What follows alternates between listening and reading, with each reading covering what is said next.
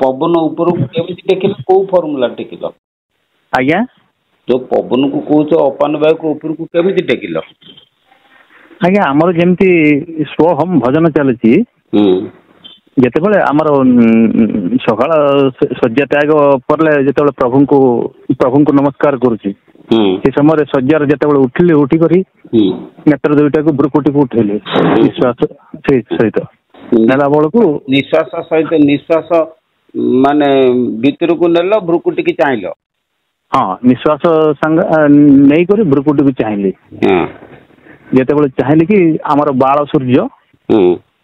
बाल सूर्यंकर दर्शन है से सूर्य एते बड़ है जे मोर आखि पटल जगह ना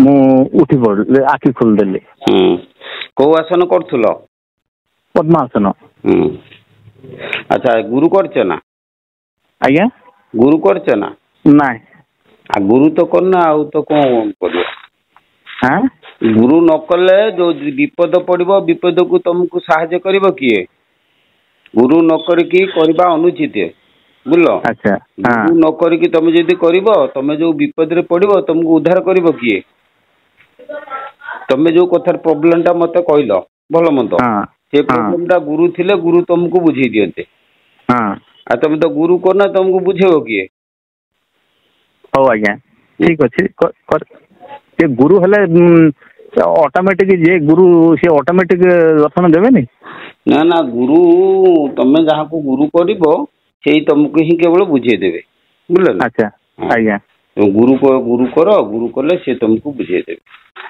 आ गोटे दिन रात्र 2टा बेल को उठली उठे कर बस सेम प्रोसेस से प्रोसेस रे भ्रुकुटी की चाहिए पूरा सहस्र दल को नेत्र टेकिली सी सब शुण सी सब सबुड़ा तुम मन भितर चिंता करी करुच बुझे कि सहस्र दल को मन भितर चिंता कर भ्रुकुटी की चाहूच भल मंद कर ये फर्मूला के गुरु बिना तुम सीमित कले पागला हो ना सीमित कर ना तुम जड़े सदगुरु क्या बाचिकी तुम जोगी गुरु तुम गुरु कर गुरु सी तुमको जोग मार्ग बतईदेवे सब इमित कले हम एटा कौन सर एटा कहतु ना ना सी कौन बोले कि मु बर्तमान किसी जानी मु तो जाने से कथा केमिति कहबी किंतु मोर प्रभु नारायण गोटे प्रथम उपदेश होउची तमे प्रथमे गुरु कर गुरु तुमको बुझे देवे हो आउतर सर से रात्र 2टा रे जते बेले देखिली सर अर्धचंद्र ऊपर तारा गुड़ा को फुटिचंती शून्य आकाश देखा जाउची से बहुत कथा देखा जीवो प्रथम कथा आमर प्रथम कथा है ये जो विभूति सब आसूची ये विभूति की बुझल कि तार समाधान पाए केवल गुरु दरकार एवं फंडा क्लियर दरकार से विषय तत्व ज्ञान टा भल भाव जदि न बुझिकी तुम एमती कर तुम तो से विषय किसी ज्ञान करना कौन केमी हम तुम जापर कौटी खराब हम कौटी भल हम कौटी विपद हम एगुड़ा सब विपदर सम्मुखीन बहुत तेणु आमर उपदेश प्रथम उपदेश हो तुम प्रथमे जे जानी गुरु करके काम कर आज्ञा छामुरे जना होची गुरु संदेह कथा के गुरु के शिष्य हुआ कहीं मुंडाती मथा अविवेक होई रहिल शुणी हेली चकित दिवा रजनी गुणी था शांत नहेला चित बस जदि चिंता न हो तुम सेमती करूथा आम किसी जानू आम कहीपर से विषय आज्ञा आम कि जान दूर हम मनुष्य जीवन रे भय केमती दूर हम है शुणु जिते मनुष्य निष्पापी होते भय दूर हो संपूर्ण जिते आम निष्पापी होती आम देहरु भय दूर हो मनरु भय दूर हो आमे तो जदि आमे भाबुचे पाप जोटा कि पापाय पर पीड़नम पर को कष्ट देवाटा ही होची पाप किंतु आम जानतरे अजानतरे परोपकाराय पापाय पर पीड़नम परोपकाराय स्वर्गाय बस तेणु ए जदि जानी पर पीड़ा न करी पर उपकार कर तो देहरु भय दूर हो कौन है आम अजानतरे भी आम किसी कर दूची पाप तार केमती निस्तारण हो सेथुरु केमती मुक्ति पाइबा सेथुरु मुक्ति केवल सद्गुरु करिवे आज्ञा आज्ञा हाँ सद्गुरु को चरण स्पर्श कले से करदे हला हौ हौ से भला कृपा केबे हौ मु तो ଅଧମ ମୁଁ ଜାଣିନି କେମିତି କଣ ହବ, ଯଦି ଈଶ୍ୱରଙ୍କର ଇଚ୍ଛା ଥିବ ମତେ କିନ୍ତୁ ସବୁ ବାଟ ଦେଖେଇବେ। ସେତିକି ହଉଛି କୃପା, ଆଉ କିଛି ନାହିଁ। ଆସିଛେ ଦୁନିଆକୁ ମାନେ କିଛି କରିକି ଯିବା ଏ ଦୁନିଆ ପାଇଁକା, କୌଣସି ନିଃସ୍ୱାର୍ଥ ହେଇକି କରିବା ଯିବା। ଆଜି 10-15 ବର୍ଷ ହେଲା ଭୋଗୁଛି, ବହୁତ ଡକ୍ଟର ଦେଖେଇ ସାରିଲିଣି।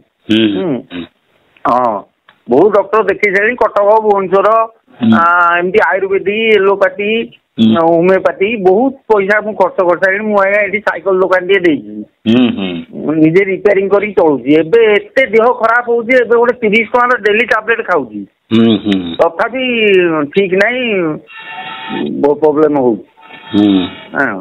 ତେଣୁକରି ନା ମୁଁ ଏପଟର ହେଇପାରୁଛି, ନା ମୁଁ ଆଜ୍ଞା ସେପଟର ହେଇପାରୁଛି।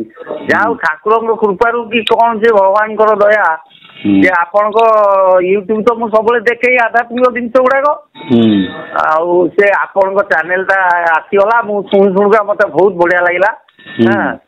ଆଉ ମୁଁ ସେଇଠୁ ତାକୁ ସବସ୍କ୍ରାଇବ କରିକି ମୁଁ ରଖିଛି। ଏବେ ଡେଲି ପ୍ରାୟ ରାତି ପରେ ଆଜ୍ଞା 12ଟା ହେଇଯାଉଛି, 2-3ଟା ଏପିସୋଡ ମୁଁ ଶୁଣିଲେ ଯାଇକି ମୁଁ ଶୋଉଛି।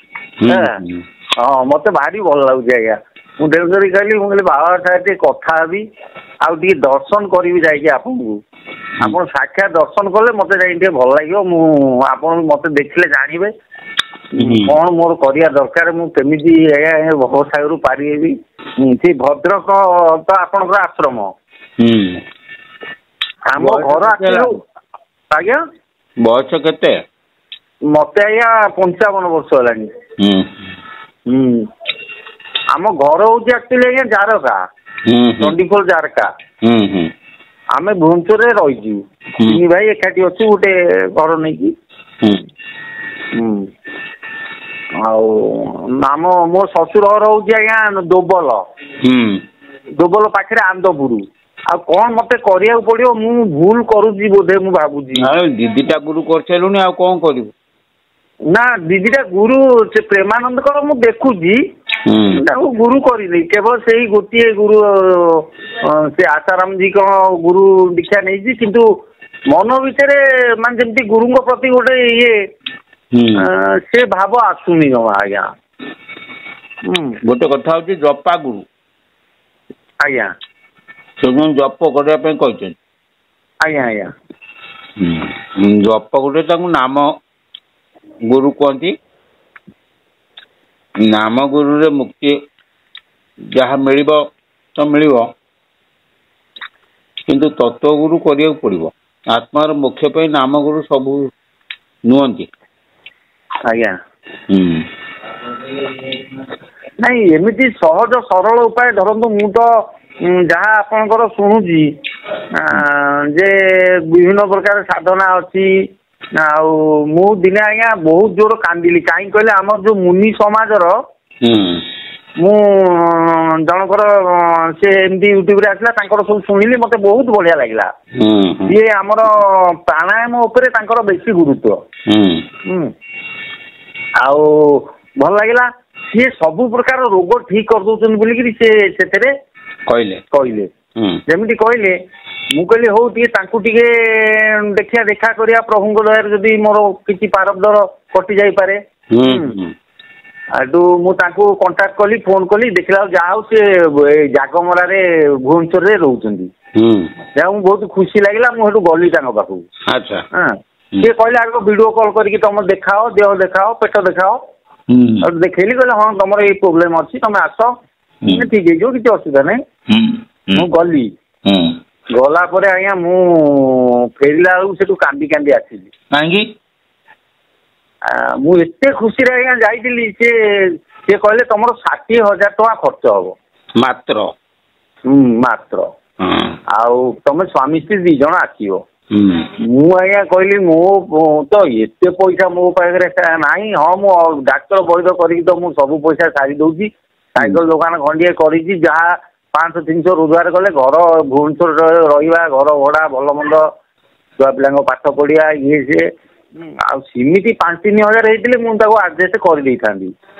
ଆଉ ମୁଁ ବି ତାଙ୍କୁ କହିଲି, ମୁଁ କହିଲି ଟଙ୍କା 5-10 ହଜାର ଭିତରେ କିଛି ହବନି? କହିଲେ ନା, ଆମର ସେ ଇଏ ଖର୍ଚ୍ଚ ଲାଗିବ, ସେ ଅମକେ ହବ, ଢିଙ୍କି ହବ, ଆଉ ଆମେ ଏଠି ରହୁଛୁ, ଘର ଭଡା, ଅମକେ ଢିଙ୍କି। ମୁଁ ସେଠୁ ମନଟା ସେଇଠି ଛାଡିଗଲା ମୋର। ସେଠୁ ଏତେ ଖୁସିରେ ଯାଇଥିଲି ଆଜ୍ଞା, ମୁଁ ବହୁତ ଆସିକି କାନ୍ଦିଲି। ମୁଁ କହିଲି କଣ, ଏ ସଂସାରରେ ସାଧୁ ସନ୍ଥ, ଭଲ ମନ୍ଦ, ଏସବୁ ସବୁ ମିଥ୍ୟା? ନା ଶୁଣ ସିଏ କଣ ସାଧୁ ସନ୍ତର ସଂସ୍ଥା କି? ହଁ ହଁ ଆଜ୍ଞା ନାଇଁ ସିଏ ହଉଛି ଆଧ୍ୟାତ୍ମିକ ନାଁରେ ଗୋଟେ ଡୁପ୍ଲିକେଟ ଡାକ୍ତରଖାନା। ହଁ ହଁ ମୁଁ ତ ସେଇଆ ଅନୁଭବ କଲି ସାର୍ ଆଉ। ହଁ କାହିଁକିନା ସିଏ ହଉଛି ଡାକ୍ତରଖାନା। ତେଣୁ ଡାକ୍ତରଖାନାରେ ଯେମିତି ଆମର ସବୁ ଘରଭଡ଼ା ଫରଭଡ଼ା ସବୁ ନେଇକିରି ରୋଗୀ ଭଲ କରନ୍ତି ସେ ସେମିତି କରୁଛନ୍ତି। ତେଣୁ ସେଇ ଫର୍ମୁଲା ବତେଇଲେ ଆଉ। ତେଣୁ ତମ ସେ ଡାକ୍ତରଙ୍କ ଉପରେ ଯଦି ବିଶ୍ୱାସ ଥିବ ତାହେଲେ 60,000 ଟଙ୍କା ଦିବ। ସେଠି ତ 60,000 ଟଙ୍କା। ତମେ ଧର SBI କି ଯିବ କଟକ ସେଠି ସିଏ କହିବେ ସେଠି କେବେ ସିଏ କହିବେ ₹1,00,000 ଖର୍ଚ୍ଚ କର। ତମେ କରିବ ନା ନାଇଁ? କାହିଁକିନା ଯେହେତୁ ଡାକ୍ତର କହୁଛି ନଥିଲେ ତମ ପାଖରେ ପଇସା ନାହିଁ ମାନେ ପଳେଇ ଆସିବ କିଛି ମନା ନାହିଁ। କିନ୍ତୁ ସିଏ ଖର୍ଚ୍ଚ କରିବା ପାଇଁ କହୁଛନ୍ତି ମାନେ ତାଙ୍କ ଉପରେ ବିଶ୍ୱାସ କରି ଖର୍ଚ୍ଚ କରିବା ପାଇଁ ପଡିବ। କାହିଁକିନା ସିଏ ହଉଛି ନାମଜାଦା ଡାକ୍ତର। ତେଣୁ ୟାଙ୍କ ଉପରେ ବିଶ୍ୱାସ ରହୁନି କାହିଁକି ନା ଇଏ କି ରେଜିଷ୍ଟର୍ଡ ନୁହନ୍ତି। ସେ ଆମ ଯଦି ବର୍ତ୍ତମାନ ଆମେ ମେଡିକାଲ ଧରନ୍ତୁ ଯାଉଛେ ସାର୍ ଆଜ୍ଞା ତାହେଲେ ସେଇଠି ଦରକାର ସିଏ ଯଦି କହିବେ ମୁଁ ତ ଖର୍ଚ୍ଚ କରୁଛି ଆଜ୍ଞା ମୁଁ ଥରେ ଯାଇକିରି 5,000 7,000 ଏତେ ନେଖା ଖର୍ଚ୍ଚ କରୁଛି ଯେ ଏଣ୍ଡୋସ୍କୋପି ହଉଛି ଅଲ୍ଟ୍ରାସାଉଣ୍ଡ ହଉଛି। ଆଉ ତାଙ୍କ ଉପରେ ବିଶ୍ୱାସ ପାଇଲାନି ଯେ ଡାକ୍ତର ଉପରେ ବିଶ୍ୱାସ ଅଛି। ଯାହା କହିଲେ ଆପଣ ଯୋଉ ସେମାନେ ଡାକ୍ତର ବୋଲିକି ଆମର ଗୋଟେ ମନ ଭିତରେ ହୃଦୟ ଭିତରେ ଅଛି ରେଜିଷ୍ଟର ସେମାନେ ଗଭର୍ଣ୍ଣମେଣ୍ଟ ଦ୍ଵାରା ନିଯୁକ୍ତି ହେଇଛନ୍ତି। ତାଙ୍କ ଉପରେ ବିଶ୍ୱାସ ଅଛି। ସେ 60,000 ଛାଡି ₹1,00,000 କହିଲେ ମଧ୍ୟ ଆମେ ଖର୍ଚ୍ଚ କଲେ ଆମ ମନ ଭିତରେ ଦୁଃଖ ନାହିଁ କାହିଁକି ନା ସେମାନେ ଆମର କିଛି ଉପକାର କରିବେ। କିନ୍ତୁ ଇଏ ଯୋଉ 60,000 ଟଙ୍କା ନେବେ ସିଏ ଆମର କଣ ଉପକାର କରିବେ ସେ ବିଶ୍ୱାସ ଆମର ତାଙ୍କ ଉପରେ ନାହିଁ ନା। ଆଉ ତେଣୁ ତାଙ୍କୁ କେମିତି 60,000 ଟଙ୍କା ଆମେ ଦବା? ଇଏ ହେଲା ଗୋଟେ କଥା। ଆଉ କିନ୍ତୁ ଆମର ଏଠି ରୋଗ ଫୋଗ କିଛି ଭଲ ହବାର ସିଷ୍ଟମ ନାହିଁ କି ଡାକ୍ତରଖାନା ନାହିଁ କି ଆମେ ସେଗୁଡାକ ସବୁ କରୁନୁ ବୁଝିଲ ନା। ତମର ଯଦି ରୋଗ ଫୋଗ ଚିକିତ୍ସା କରିବା ପାଇଁ ଯଦି ଚାହୁଁଛ ରାମଦେବଙ୍କର ଯୋଉ ପ୍ରଚାର କରୁଛନ୍ତି ବୁଝିଲ ନା ତାଙ୍କ ପାଖକୁ ଯାଇକି ମଧ୍ୟ ତମେ ଟ୍ରିଟମେଣ୍ଟ ହେଇକି ରୋଗ ଭଲ ହେଇପାରିବ। ନତୁବା ତମେ ଡାକ୍ତରଖାନାକୁ ଯିବ ଭଲ ହେଇପାରିବ। କଣ ବୁଝିପାରିଲ ନା? ଯୋଉଠିକି ଯାଏ ସେମାନେ ପଇସା ହିଁ କେବଳ ଚାହିଁବେ। ନାଇଁ ନାଇଁ ଆଜ୍ଞା ମୁଁ ତ ମେଡିକାଲ ଦେଖଉଛି ଭୁବନେଶ୍ୱରରେ ଜଣେ ଗ୍ୟାଷ୍ଟ୍ରୋଲୋଜରଙ୍କୁ ଦେଖଉଛି ମନୋଜ ସାହୁ ବୋଲିକି ତାଙ୍କୁ ଦେଖଉଛି। ଆଉ କଟକରେ ମଧ୍ୟ ଦେଖେଇଥିଲି ଏବେ ତାଙ୍କୁ ରେଗୁଲାର ଦେଖଉଛି। ଆଉ ନାଇଁ ମୁଁ ସେଇ ବାବଦରେ ଆପଣ ଯିବା ପାଇଁ ଚାହୁଁନି। ସିଏ ତ ଯାହା ଅଛି ଆଜ୍ଞା ଭୋଗୁଛି ସେଠିକି ଯାହା ହବ ଜୀବନଟା ଯିବ ମର ଶରୀର କେତେବେଳେ ମରିବି ଭଲ ମନ୍ଦ ହବ ସେ ଅଲଗା ଜିନିଷ। କିନ୍ତୁ ତା ପୂର୍ବରୁ ମନ ଭିତରେ ଟିକେ ଶାନ୍ତି ଦରକାର। ଟିକେ ଭଗବାନଙ୍କର ଉପଲବ୍ଧିଟା କରିବା ପାଇଁ ଦରକାର ଯେ ପ୍ରକୃତରେ ଖାଲି ସିନା ଆମେ ଏମିତି ଭଗବାନ ହଉଛୁ କିନ୍ତୁ କିଛି ଉପଲବ୍ଧି ହଉନି। ଏଇ ଉପଲବ୍ଧି ବି ଏଠି ବି ହେଇପାରିବନି ବୁଝିପାରୁଛ ନା ଆଜ୍ଞା। ଉପଲବ୍ଧି ଏଠି ବି ହେଇପାରିବନି। କଣ ବୁଝିପାରୁଛ କି? କାହିଁକି ଭଗବତ ଉପଲବ୍ଧି ନିଜର ସଂସ୍କାର ଉପରେ ନିର୍ଭର କରେ ବୁଝିଲ ଆଜ୍ଞା। ତମେ ଯେତେ ଖାଲରେ ଅଛ ତମକୁ ଉପରକୁ ଉଠିବା ପାଇଁ ସେତିକି ପରିଶ୍ରମ କରିବା ପାଇଁ ପଡିବ। ତମେ ଯଦି ଅଳ୍ପ ଖାଲରେ ଅଛ ତମକୁ ଅଳ୍ପ ପରିଶ୍ରମ କରିବା ପାଇଁ ପଡିବ। ତମେ ଯଦି ବହୁତ ଗଭୀରରେ ଅଛ ଉଠିବା ପାଇଁ ବହୁତ ପରିଶ୍ରମ କରିବା ପାଇଁ ପଡିବ। ବୁଝିପାରିଲ ଆଜ୍ଞା। ସେ ଖାଲ ଉଚ୍ଚ କଥା ମୁଁ କଣ କହୁଛି ନା ତମର ଯଦି ସଂସ୍କାର ଏକଦମ ଅତିରିକ୍ତ ନିବିଡ଼ ମାନେ ଭୋଗ ମାର୍ଗର ସଂସ୍କାର ଥିବ ତେଣୁ ତମକୁ କାଟିକି ଆସିବା ପାଇଁ ହେଲେ ତମକୁ ସେଇ ଅନୁପାତରେ ତମର ସମୟ ଦରକାର। ଆଉ ତମର ଯଦି ପୂର୍ବ ଜନ୍ମରୁ ସଂସ୍କାର କମ ଥିବ ଲାଇନ କ୍ଲିୟର ଥିବ ଅଳ୍ପ ଜନ୍ମରେ ତମର ଅନୁଭୂତି ହବ।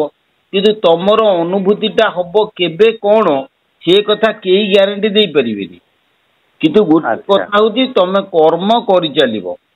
ତେଣୁ କର୍ମ ଯୋଉ କରିବ ସେଇ କର୍ମଟା ତମର ଯୋଉ ଗୁରୁଙ୍କୁ ଧରିଛ ସେ ଗୁରୁଙ୍କ ଉପରେ ବିଶ୍ୱାସ ହଉନି।